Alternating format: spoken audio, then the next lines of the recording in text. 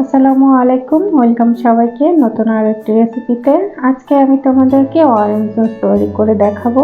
এই জন্য আমি বড় সাইজের 3টি কমলা লেবু নিয়েছি।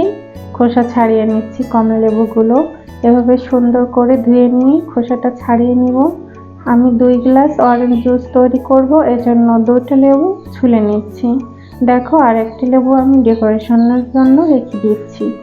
তো আমি আরও একটি কাগজে লেবু নিয়েছি ডেকোরেশনের জন্য এবং নিয়েছি মধু আর টক দই।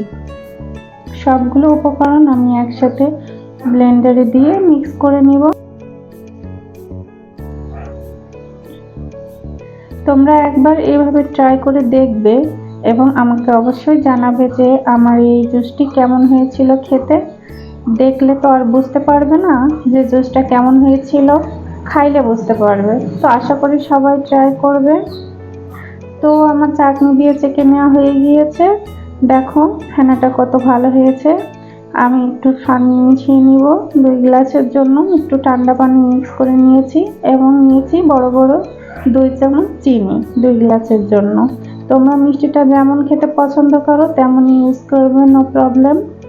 গ্লাসে ঢেলে নিয়েছি এবং সাথে অ্যাড করে দিচ্ছি কয়েক টুকরা আইস। যারা ঠান্ডা খেতে না চাও তারা আইসটা স্কিপ করতে পারো, নো প্রবলেম। তো রেডি হয়ে গিয়েছে আমার দারুণ মজার জুস।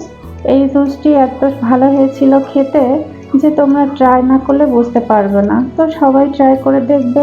ধন্যবাদ।